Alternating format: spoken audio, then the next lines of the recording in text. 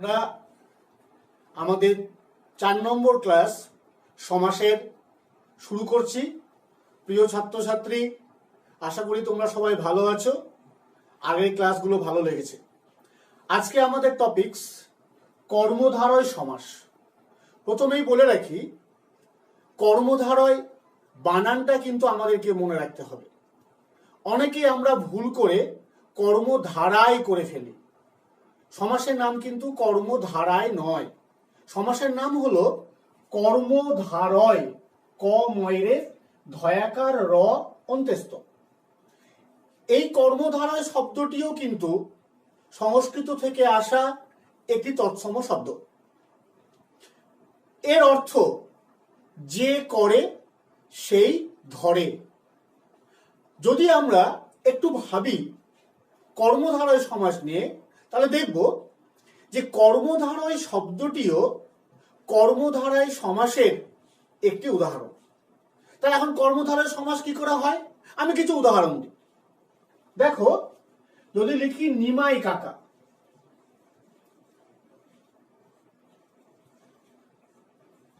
এই নিমাই কাকা শব্দটি যদি আমরা ব্যাসবাক্য করি তাহলে কি পাবো? আমরা তো জানি না কি পাবো, কিন্তু আমাদেরকে শিখতে হবে যে কর্মধারয় সমাস করতে গেলে আমরা কিছু সাপেক্ষ সর্বনামের ব্যবহার করে থাকি। সেই সাপেক্ষ সর্বনামগুলো কি? যে, সেই, যিনি, তিনি, যার, তার, এই সাপেক্ষ সূচক সর্বনামগুলো কিন্তু আমরা কর্মধারয় সমাসের ক্ষেত্রে ব্যবহার করতে পারি। তাহলে এখানে নিমাই কাকা যদি ব্যাসবাক্য করি, তাহলে ব্যাসবাক্যে কি হবে? যিনি নিমাই, তিনি কাকা। এখন দেখো, এই যিনি নিমাই তিনি কাকা সমাসবদ্ধ পদ নিমাই কাকা। আচ্ছা, নিমাই কাকা বললে প্রথমে কি মনে পড়ে? নিমাইকে মনে পড়ে না কাকাকে মনে পড়ে? অবশ্যই কাকাটাই প্রথম। সে নিমাই হোক, জগাই হোক, মাধাই হোক, যেই হোক, প্রথমে কিন্তু কাকা, তারপর সে নিমাই, জগাই, মাধাই যেই হোক না কেন। তাহলে নিমাই কাকা ব্যাসবাক্য ভাঙতে গিয়ে কি করলাম? যিনি নিমাই তিনি কাকা। এখন দেখো, নিমাই পদটি কি পদ আর কাকা পদটি কি পদ? এই দুটি পদই কিন্তু বিশেষ্য পদ, মানে নাউন। এবার দেখো, নিমাই কাকা বলতে গিয়ে প্রথমে কাকার কথা মনে পড়ছে। তাহলে দুটো জিনিস শিখলাম, এখানে নিমাই হচ্ছে বিশেষ্য পদ, কাকাও কিন্তু বিশেষ্য পদ। দুটো বিশেষ্য পদের মধ্যে সমাস হয়েছে। আর নিমাই কাকা যখন বলছি তখন প্রথমে মনে পড়ছে আমার কাকার কথা। তাহলে কি শিখছি? যে বিশেষ্যের সঙ্গে বিশেষ্যের সমাস হচ্ছে, আর অর্থ প্রাধান্য সমস্ত পদে কিন্তু পরপদের বা উত্তর পদের হচ্ছে। আর একটা উদাহরণ দেখো, যদি আর একটা উদাহরণ দেখি, শ্বেত পদ্ম। শ্বেত পদ্ম যদি আমরা ব্যাসবাক্য করি, শ্বেত পদ্ম,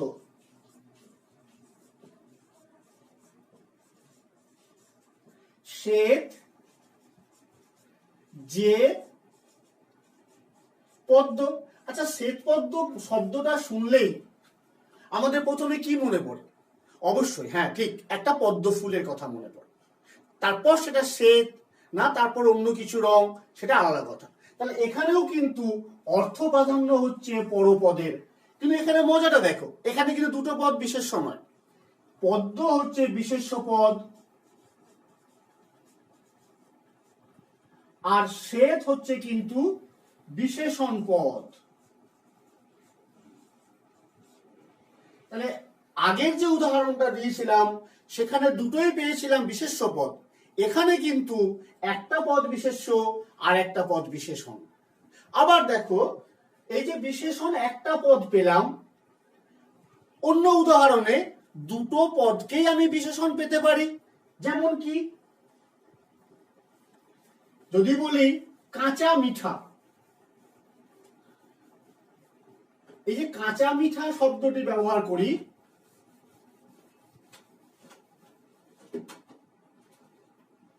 কাঁচা মিঠা,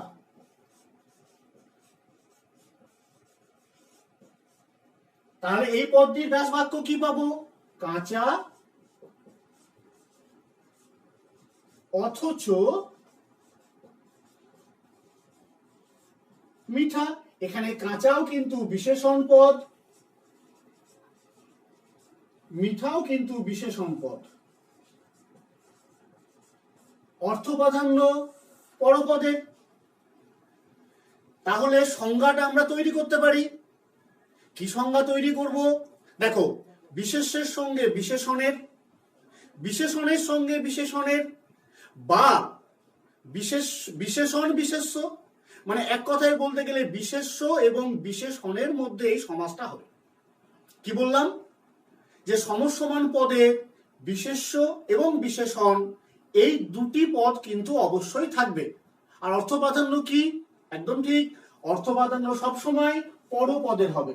তাহলে পরপদের অর্থ প্রাধান্য হবে, পরপদের অর্থ প্রাধান্য হবে, এবং সমসমান পদের প্রত্যেকটি পদ হয় বিশেষ্য হবে, না হয় বিশেষণ হবে, বা দুটো পদই বিশেষ্য হতে পারে, বা দুটো পদই বিশেষণ হতে পারে। তাহলে বিশেষ্যের সঙ্গে বিশেষ্যের, বিশেষ্যের সঙ্গে বিশেষণের, বিশেষণের সঙ্গে বিশেষণের, আবার বিশেষণ প্লাস বিশেষ্য, এইভাবে যে সমাস নিষ্পন্ন হয় এবং পরপদের অর্থ প্রাধান্য হয় তাকে কিন্তু আমরা বলছি কর্মধারয় সমাস। আবার বলছি বানানটা, কর্মধারয়, ধয়াকার র অন্ত্যস্ত, এই বানানটি অবশ্যই মনে রেখো। তাহলে এই হচ্ছে কর্মধারয় সমাসের সংজ্ঞা। এরপর দেখো, যদি আমরা কর্মধারয় সমাসের শ্রেণী বিভাগ করি, কর্মধারয় সমাসের শ্রেণী বিভাগ করলে কি পাবো? না, কর্মধারয় সমাসকে 5 ভাগে ভাগ করা যায়। কর্মধারয় সমাসকে ক ভাগে ভাগ করা যায়? 5 ভাগে ভাগ করা যায়। কি কি প্রথমে একটু বলে নি, তারপর আমি বোর্ডে লিখে দিচ্ছি। 1 নম্বর হচ্ছে সাধারণ কর্মধারয় সমাস, 2 নম্বর হচ্ছে মধ্যপদলোপী কর্মধারয় সমাস, 3 নম্বর হচ্ছে উপমান কর্মধারয় সমাস, 4 নম্বর উপমিত কর্মধারয় সমাস, 5 নম্বর রূপক কর্মধারয় সমাস। তাহলে চলো আমরা কর্মধারয় সমাসের শ্রেণী বিভাগটা বোর্ডে লিখে আরেকবার করে নিই। ভাগগুলো তাহলে কি কি?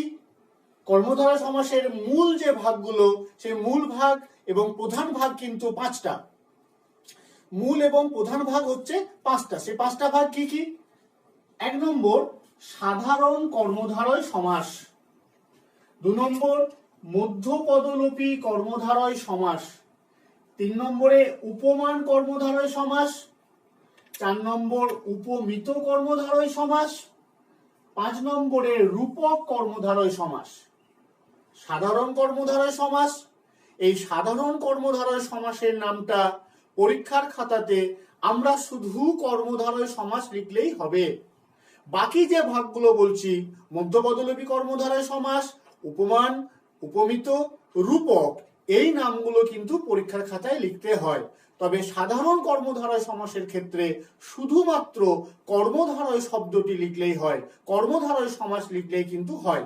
এরপর দেখো, সাধারণ যে কর্মধারয় সমাস, সেই সাধারণ কর্মধারয় সমাসকে আরো কিছুগুলো ভাগে ভাগ করা যায়। তবে ভাগ নয়, সাধারণ কর্মধারয় সমাস কিভাবে গঠিত হয় বা কিভাবে বিশেষ্য এবং বিশেষণ পদগুলো বসে, কিভাবে কখন বিশেষ্য পদ বসে, কখন বিশেষণ পদ বসে, বা একসঙ্গে কিভাবে বসে, সেইভাবে আমরা সাধারণ কর্মধারয় সমাসের উদাহরণগুলো বা শ্রেণী বিভাগগুলো পরপর দেখে নিই একবার। সাধারণ কর্মধারয়ের যে শ্রেণী বিভাগগুলো এখন দেখো পরপর সাজিয়ে দিয়েছি আমি। 1 নম্বরে পূর্বপদ ও পরপদ বিশেষ্য। তাহলে আমরা কি লিখতে পারি? বিশেষ্য প্লাস বিশেষ্য। উদাহরণগুলো দেখো, রাজর্ষি, যিনি রাজা তিনি ঋষি, রাজাও বিশেষ্য পদ, ঋষিও বিশেষ্য পদ, সমাসবদ্ধ হয়ে গেলে রাজশ্রী হলো। আর রাজশ্রী হওয়ার পরে ঋষি এই যে পদটা বা পরপদটা, তারই অর্থ প্রাধান্য। কাকা বাবু, যিনি কাকা তিনি বাবু, পিতৃদেব, যিনি পিতা তিনি দেব, গিন্নিমা, যিনি গিন্নি তিনি মা। এখানে লক্ষ্য করলে বুঝতে পারবে তোমরা সবাই, প্রত্যেকটা পদের পূর্বপদ এবং পরপদ উভয়ই কিন্তু বিশেষ্য। পূর্বপদ ও পরপদ উভয়ই বিশেষণ, পূর্বপদ ও পরপদ উভয়ই বিশেষণ। কাঁচা মিঠা, কাঁচাও বিশেষণ পদ, মিঠাও বিশেষণ পদ। চালাক চতুর, এরা ব্যাস বাক্য কি করব? কাঁচা অথচ মিঠা, যিনি চালাক তিনি চতুর, যিনি সাদা তিনি সিধা, গণ্যমান্য, যিনি গণ্য তিনি মান্য। প্রত্যেকটা পদই কিন্তু বিশেষণ পদ এবং পরপদের অর্থ প্রাধান্য ঘটেছে। 3 নম্বর ভাগ দেখো, পূর্বপদ বিশেষণ, পরপদ বিশেষ্য। উদাহরণ শ্বেত পদ্ম, প্রথমের পদ শ্বেত, এটা কিন্তু বিশেষণ পদ, পদ্ম বিশেষ্য পদ, অর্থ প্রাধান্য ঠিক অবশ্যই পরপদের। লাল ফুল, প্রথমে তো ফুলটাকে চিনবো, তারপর লাল না সাদা না হলুদ দেখবো, তাহলে পরপদের অর্থ প্রাধান্য পাচ্ছে। প্রথমের পদটা বিশেষণ পদ, পরের পদটা হচ্ছে বা উত্তর পদটা হচ্ছে বিশেষ্য পদ, তাহলে বিশেষণের সঙ্গে বিশেষ্যের সমাস হচ্ছে। এর পরের যে ভাগটা 4 নম্বর ভাগটা দেখো, পূর্বপদ বিশেষ্য ও পরপদ বিশেষণ। এইখানে যে উদাহরণগুলো দিচ্ছি, আলু সিদ্ধ, হলুদ বাটা, বেগুন পোড়া, মাছ ভাজা, এর যদি ব্যাসবাক্য করা হয় তাহলে কি পাবো? আলু যে সিদ্ধ না। এর ব্যাসবাক্যের একটা মজা আছে, এখানে কিন্তু পূর্বপদের নিপাত ঘটে। পূর্বপদ নিপাত ঘটে মানে কি? ব্যাসবাক্য করবার সময় প্রথমের পদটা আর শেষের যে পদটা, মানে পূর্বপদ আর উত্তর পদ, আমি উদাহরণ দিয়ে পড়ে তোমাদের দেখাই, লিখে দেখাই। এই যে পূর্বপদ বিশেষ্য ও পরপদ বিশেষণ, এখানে পূর্বপদের নিপাত ঘটে। আমি উদাহরণ দিয়ে বুঝাচ্ছি তোমাদেরকে, দেখো তাহলে তোমরা আরো ক্লিয়ার হবে ধারণাটা। যখন ব্যাসবাক্য করব কি করব? আলু সিদ্ধ, সিদ্ধ যে আলু। তাহলে দেখো আমার সমাসবদ্ধ যখন হয়েছিল তখন হয়েছে আলু সিদ্ধ, অথচ ব্যাসবাক্যে সিদ্ধ যে আলু। এই যে পরপদ, এই পরপদটা কিন্তু প্রথমে চলে আসে, সমাসবদ্ধ হবার পর দিয়ে হয়ে যায় আলু সিদ্ধ।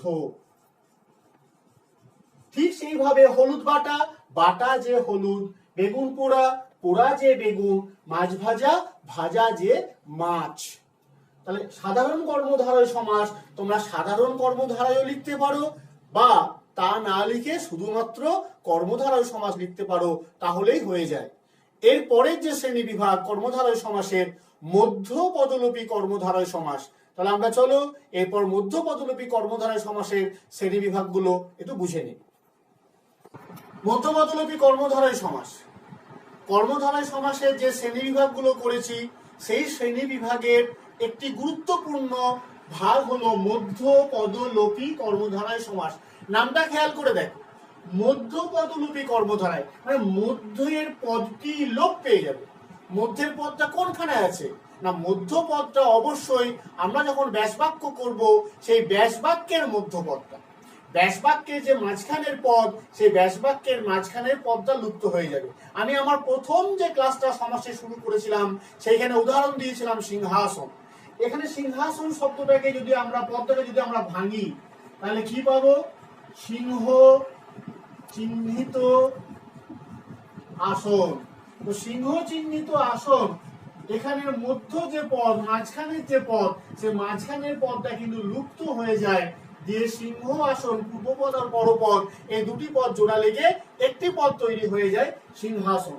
আবার পলান্ন, পল, পল মানে কিন্তু মাংস, মিশ্রিত অন্ন, অনেকেরই আমাদের প্রিয় খুব এটা। পল মিশ্রিত অন্ন মানে মাংস মাখানো ভাত, এক পদ হয়ে গেল পলান্ন, মিশ্রিত মাঝখানের পদটা লুপ্ত হয়ে গেল। এখানে একটা খুব গুরুত্বপূর্ণ তথ্য মনে রেখো, মধ্যপদলোপী কর্মধারয় সমাসের মাঝখানের যে পদটি লুপ্ত হয়ে যায়, সেই মাঝখানের পদটি অধিকাংশ ক্ষেত্রেই নয়, সর্বক্ষেত্রেই বিশেষণ পদ হয়। কি বললাম? মধ্যপদলোপী কর্মধারয় সমাসের মাঝখানের যে পদটি লুপ্ত হয়ে যায় সেই পদটি কিন্তু বিশেষণ পদ। স্বাধীনতা দিবস, স্বাধীনতার জন্য বা উদ্দেশ্যে পালনীয় দিবস। গঙ্গা নদী, গঙ্গা নামক নদী। ভাইফোঁটা, ভাইয়ের কল্যাণার্থে ফোঁটা। আকাশবাণী, আকাশ প্রেরিত বাণী, আকাশবাণী। মধ্যপদলোপী কর্মধারয় সমাস আমরা যখন পরীক্ষার খাতায় লিখব, কর্মধারয় সমাসের শ্রেণী বিভাগ করতে গিয়ে সাধারণ কর্মধারয় সমাস, যখন আমরা নির্ণয় করব তখন না লিখলেও হয়, শুধু কর্মধারয় সমাস লিখলে হয়। তবে মধ্যপদলোপী কর্মধারয় সমাসের শ্রেণীবিভাগটা অবশ্যই উল্লেখ করে দিতে হবে যে এই সমাসটা যেটা নির্ণয় করলাম আমি, এটা মধ্যপদলোপী কর্মধারয় সমাস। আর ট্রিকি কোশ্চেন আসে অনেক ক্ষেত্রে বোকা বানানোর চেষ্টা করা হয়। বলে রাখলাম যে মধ্যপদলোপী কর্মধারয় সমাসের মাঝখানের যে পদটি, সেই মাঝখানের পদটি কিন্তু বিশেষণ পদ। আর সংজ্ঞা তোমরা মনে রাখতে পারবে, যে কর্মধারয় সমাসের ব্যাসবাক্যের মাঝখানের যে পদটি বা সমসমান পদগুলির মধ্যে মাঝখানের যে পদটি, সেই পদটি লুপ্ত হয়ে যায়, তাকে বলা হয় মধ্যপদলোপী কর্মধারয় সমাস। তাহলে এইগুলো তোমরা অনুশীলন করো। কারোর কোনো প্রশ্ন থাকলে অবশ্যই আমাকে জানিও। এর পরের যে সমাসের ক্লাসটা হবে, কর্মধারয় সমাসের বাকি 3টে গুরুত্বপূর্ণ শ্রেণীবিভাগ বাকি রইল: উপমান কর্মধারয় সমাস, উপমিত কর্মধারয় সমাস এবং রূপক কর্মধারয় সমাস। ততদিন পর্যন্ত ধন্যবাদ, সাবধানে থেকো, ভালো থেকো।